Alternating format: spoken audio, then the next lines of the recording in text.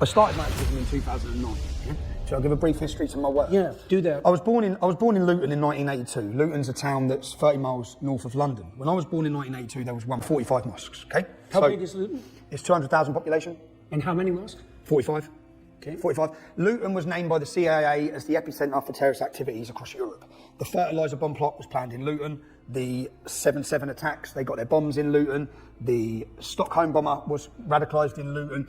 Terrorist attack after terrorist attack has orchestrated and come from Luton. Now, growing up in Luton, as I said, when I was born, I've seen all of this. Yeah, Al Mujahideen, you know, Omar Bakri, Abu Hamza, the two, their head office. They used to have an organisation called Al Mujahideen, who were not they're now a prescribed terrorist organisation, but they never were. Their head office was in Biscuit Mill in my hometown. So growing up, I had a very life lesson of the influence of Islamist ideology and what it can do to freedom. Yeah? Also, the grooming gangs, which is something we'll get onto. So my cousin was a victim at 14. She was hooked on heroin and raped. She woke up being raped by gangs of bearded men in the Muslim community. She ran naked through the streets. Now, what the police done at the time is nothing. Yeah. So I grew up watching. How old were you when that happened? I would have been 13. Now, I never understood it as a child. Okay? It was from when I went to high school, I just knew the Pakistanis are very different. Yeah? They're quite hostile. If you mess with one, you've declared war with the whole tribe. Yeah? There's not a fair fight. There's never a one-on-one fight. It's all gang-related. And I learned, so I just grew up learning it. But that's not to say, because some of the best people I'd met in my hometown were Muslim lads. Yeah? Some of the people I loved were Muslim lads. But per se, there was a real problem here.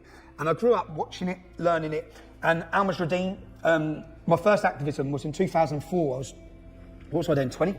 2004, I organised a protest. And this group, do you remember the Beslan School Massacre? So the Beslan School Massacre was Chechen terrorists had took control of a school. And this is coming again, yeah? This is going to happen to a Jewish school, I guarantee you. Mm-hmm. They took control of a school, and I was probably 20, 19 or something. That was where? This was in Chechnya in Russia. Yeah, okay, I remember the story. And what happened was, the parents were all outside the school, and all the Muslim jihadists are inside the school with their pupils, with their children. Mm. And then they start butchering them and killing them. And I remember watching the parents drop to their knees and they're screaming, yeah? And I remember watching it thinking, and I saw him saying an attack like that would be justified in a British school. And that was my wake up. I said, who's this man? And I looked him up. Who's his group? And I looked up who they were. And then I looked up Omar Bakri. And then I started understanding their ideology and trying to work out. And then for me, these are a danger, yeah?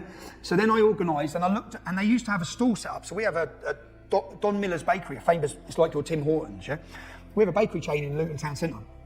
And every Saturday, this terrorist group are there, openly promoting hatred. Yeah, just openly sending people to fight for the Taliban, recruiting people. So the Stockholm bomber, who was an Iraqi Muslim who come to university in Luton, was a nice young man till he come to Luton. Yeah? Then when you're vulnerable, at your most vulnerability, away from home for the first time, in university, they pounce. Yeah, that's typical cult behaviour. So they pounced, and they got him. And then he went and blew himself up, yeah? So these groups have been operating. So I organised a protest called Ban the Luton Taliban, yeah? And I actually, I gave a presentation at Oxford University. When was that? That was 2004. Mm-hmm. So I gave a presentation at Oxford University because I made leaflets. And if you dig up the leaflet, which I'd done for my Oxford University presentation in 2004, my rhetoric has never changed, okay? So the leaflet was put as front page of our local newspaper. And what I said is, whites and blacks are being religiously and racially targeted in this town, yeah? No one's doing anything about it.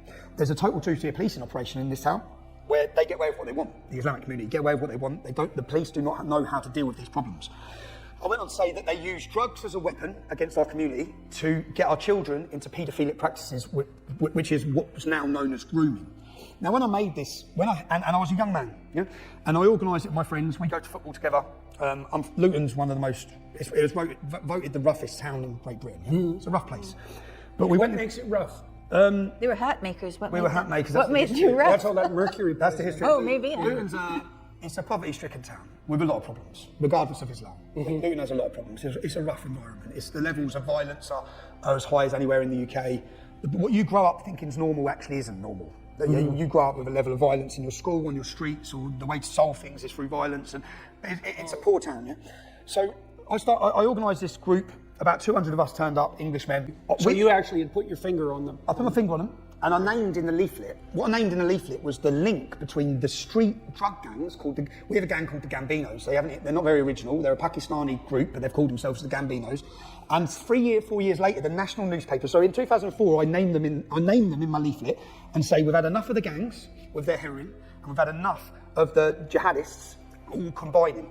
And what happened after this was I was targeted by the gangs, not by the jihadists, by the street level drug gangs who were drinking alcohol, gambling. They're not religious. They're just out pumping heroin and controlling the streets and prostitution. I was targeted by them. Now, years later, the national newspapers run a link showing the link between the Gambinos, they name them, and terrorists. They work alongside each other. And at the time, the Luton Islamic Centre, which is the main mosque of Luton, the main Salafist mosque of Luton, it's the old synagogue, ironically, before the Jews were driven out. It's the old synagogue, it's now... Oh, really? Yeah, convenient, but Kadir Bask was the leader of this mosque. Now, at the time, I then started looking at this mosque, because my friends who are Muslim had said, bruv, that's the problem. In this town, that's the problem, yeah? So I went on their website and I translated their website, and I found a 7-page justification for women to be lashed for adultery, yeah? I found justification for killing for apostates. This is on the main mosque, yeah? So I translated it all, and then basically I faced a backlash from the Pakistani gangs, and I had problems then, but at this time, I'm being honest, I was part of a Luton football scene, so I used to go football with my friends. The Saturday would be the day that all the English lads would come together for Luton Town Football Club. It was a cultural thing, I guess. I've never claimed to be an angel either. By this point, Do you think you did something wrong there? no, I didn't do anything. I stood up against them. Stood up against them, and at times, so I knew those gangs because we're all the same age. I went to school with them. Yeah, stood up against them, and I remember when they were getting with one of my friend's little sisters, and I rang the family and said, "Do not let her near them. I'm telling you, yeah." At the time, don't let her near them. I know what's going to happen. And then I had all the gangs having problems with me then, saying, "What's going on?" Because I knew them. Yeah, what's going on? I said, "You're not doing to her what you do. I know the family. It's not happening, lads." Yeah? The amount of girls I know who lives have been destroyed through these prostitution drug gangs, and they start off nice with the girls. They get them in, they treat them well, they give them money. These are 13-year-old children, yeah? They give them drink, they give them alcohol, they'll drive them around in their sports cars. Gradually, bang, they're gone. The girl's gone, yeah? The girl's gone. And as I said, when the family... Is that when you became aware of grooming? Yeah, I became aware because my cousin and all the other girls I went to school with. But at the time, we viewed them. So at school, the English kids, we just viewed the girls ourselves. We viewed them wrong. We viewed them as slags. Because they're off with all the Pakistani men, the older men. Right. We were viewing them as children, just looking, saying what they're doing with all the taxi drivers and what they're going out of all the